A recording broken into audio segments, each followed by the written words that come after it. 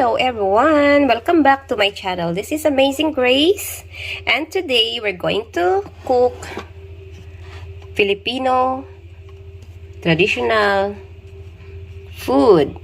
Let's start our cooking now. The ingredients are this, what you see in front of me.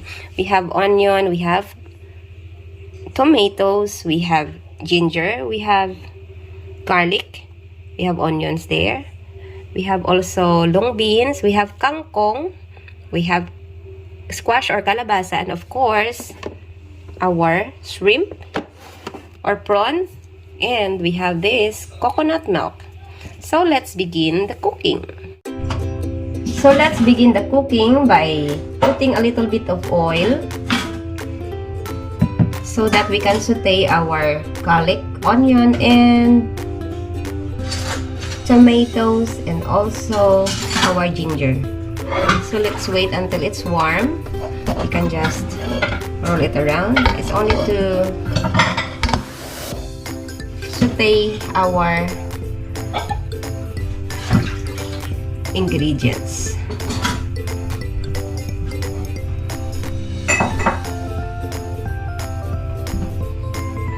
Okay, this is already warm.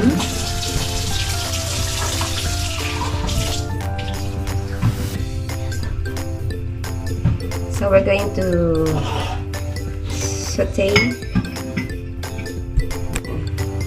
onion. Just a little bit. And then we have garlic.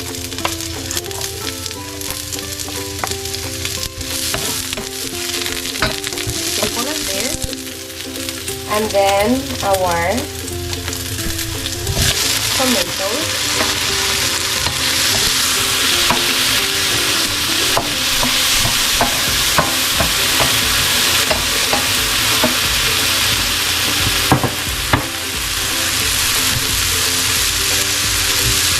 And I have to, once it's done, let's add our ginger. It will mix our Ginataang Kalabasa fragrance. This ginger will help make it smell good. And now we're going to add our squash.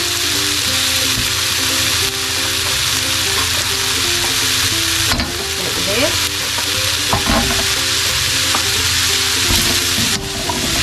See, and then we're not going to saute it long, like making it brown. Only to take the juice out. And then let's add water.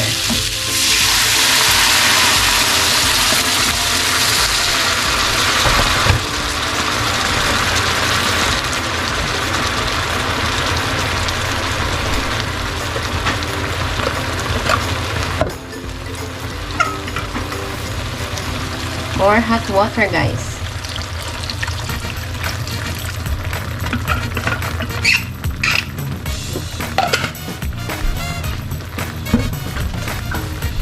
And let it sit and boil our squash or our kalabasa to make it tender.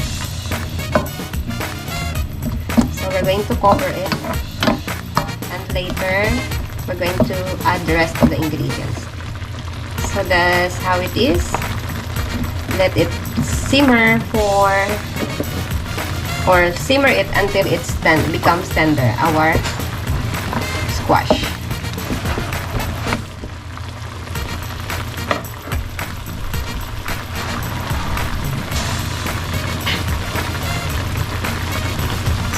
So we're going to cover it also. I'm going to reduce our flame into medium.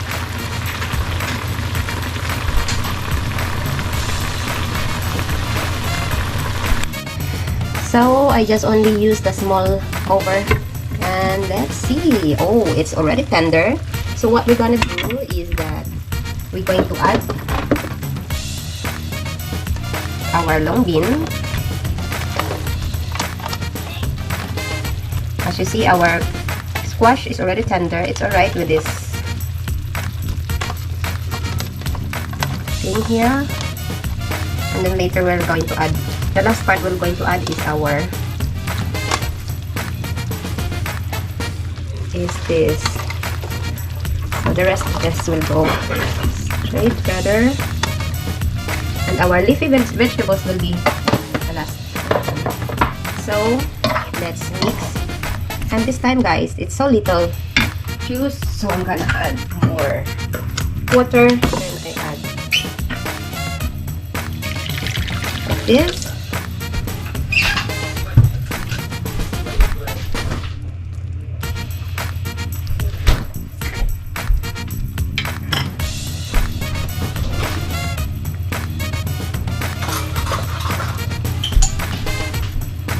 Our shrimp paste. You could saute the shrimp paste, guys, but if I saute it, it's just, this is so what you call this? This is not nice to saute the shrimp paste. It's because it's like powder already, guys.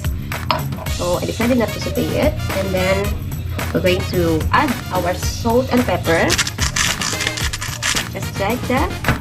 And then it's also going to wait until it's boiling by adjusting our water,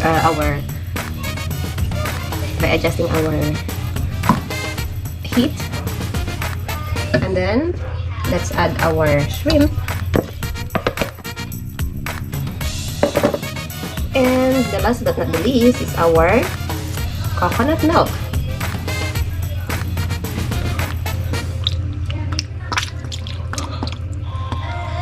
Just add half of it, and we're going to add the rest later.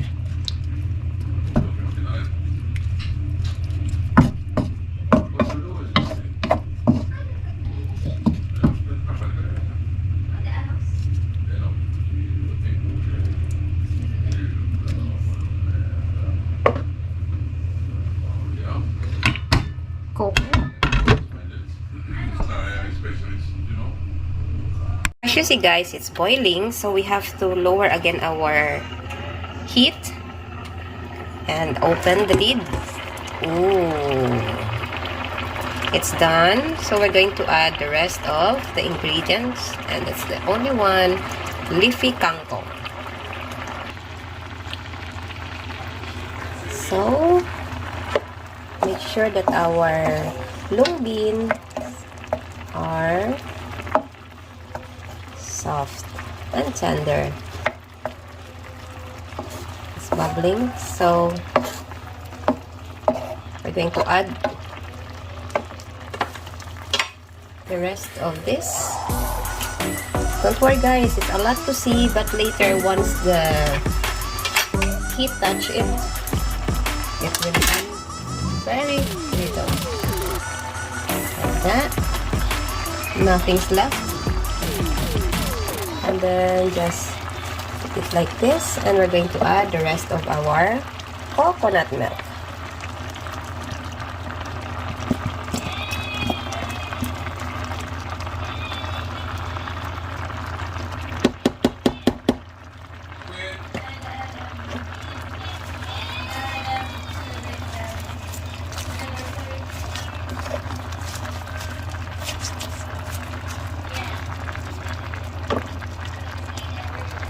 So let's cover it again.